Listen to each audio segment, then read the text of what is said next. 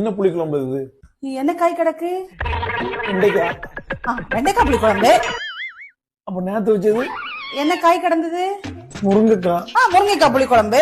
அப்ப முந்தானத்து வச்சது அது தெரியல. நாளைக்கு கத்திரிக்காய் புளி குழம்பு. டெய்லி இப்படி இதே புளிக்குழம்பு வச்சுக்கிட்டே இருப்ப. நான் ஒரு சட்டி நிறைய வச்சு ஃப்ரிட்ஜ்ல வச்சிருவேன். என்ன காய் இருக்கோ டெய்லி அதை மட்டும் வெட்டி போட்டு உனக்கு கொண்டு வந்து வச்சு. அப்ப டெய்லி வைக்கிறது கிடையாதா? நேத்து ஒரு காய், இன்னைக்கு ஒரு காய், நாளைக்கு ஒரு காய், புதுசு புதுசா காய் வெட்டி போட்டு தானே குழம்பு வச்சுக்கிட்டு இருக்கேன்.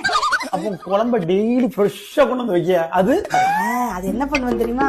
நான் அப்பதான் தாளிச்சு கொண்டு வந்து வச்சிருக்கேன். அழிச்சு ஊத்திருவியா? காய் வேறையா இருந்தாலும் ஒரே புளிக்குழம்பு வைக்க. நீ சொல்லுறத பார்த்தா ரஜினிகாந்த் விஜயகாந்த் அண்ணன் தம்பின்னு சொல்லுவ போல. ரஜினிகாந்த் விஜயகாந்தமா? அதுக்கு இதுக்கு என்ன சம்பந்தம் இருக்கு? சம்பந்தம் இல்ல. ரஜினிகாந்த் வேற விஜயகாந்த் வேற தானே. அப்ப புளிக்குழம்பும் அதே மாதிரி தானே. வேற வேற காய் போட்டா வேற வேற குழம்பு தானே அர்த்தம். எதை எது கூட கனெக்ட் பண்ணத? குழம்பு சரியா வைக்கலங்கிறதுக்கு நீ ஒரு மொக்க ரீசன் சொல்றத பத்தியா? சரி, போறதுதான் போற. இனிமேல் இந்த மாதிரிலாம் ட்ரெஸ் பண்ணிட்டு வராத, சரியா? ரொம்ப அளவா இருக்குன்னு நினைப்போம். ஏன் இந்த ட்ரெஸ்ஸுக்கு என்ன? வைக்கிற குழம்போட கேவலமா இருக்குல்ல.